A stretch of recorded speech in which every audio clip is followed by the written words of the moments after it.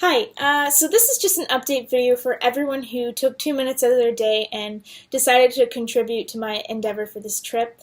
I'm currently only $24 away from reaching $1,000, which I didn't think would be possible. Like, that's such a huge milestone, so I'm making kind of a celebratory video, and first off, I just wanted to say thank you. Thank you to everybody who decided to, for some reason, to donate to this, because no matter how big or small your contribution was, things like this only work if a lot of people contribute, and I've received unimaginable support for this.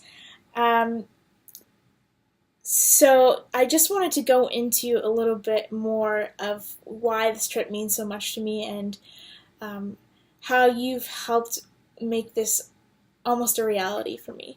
So 6 years ago, I learned about volunteering abroad, and it wasn't until 3 years ago until I really decided that I wanted to be serious about doing this, but I had no idea how to go about. I've never traveled on my own before, and I've never done something like this, so it was kind of scary. And I have what I like to call someday syndrome, where I always think that the things that I want to do, and when I think about uh, a trip like this, I always think that I'm going to do it someday, or, it's going to happen someday in my future. But, I realize that the only way that this is going to be possible is if I make it happen. And the only way I'm going to make it happen is if I start, saving, and if I start putting away money. And because the only thing that's standing between me and this trip is funds, obviously.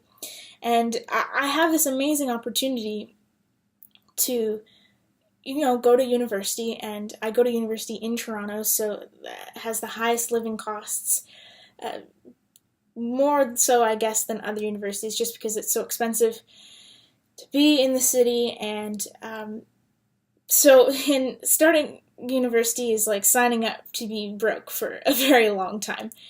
So, but I love to learn, and the reason why I decided to go into the field that I did of biology, and learning about sustainable development and stuff like that, is because I want to learn how I can help. And my passion in this subject is, in this field, is the only way I can really help is if I'm educated. And but to kind of explain how I feel, say, for example, everyone has a passion. You have a passion, and I don't know what it is, but if it's music, traveling, art, it doesn't matter what it is. A lot of people know from a young age what they're interested in, and because right away it gives you that sense of happiness when you engage in something that you're interested in. And so, for example, anybody who plays guitar, just imagine for a second that you have only ever seen a guitar in a picture, or you've only ever seen bands play guitars in a video. But imagine that you've never actually held a guitar in your hand, and you've never actually played one.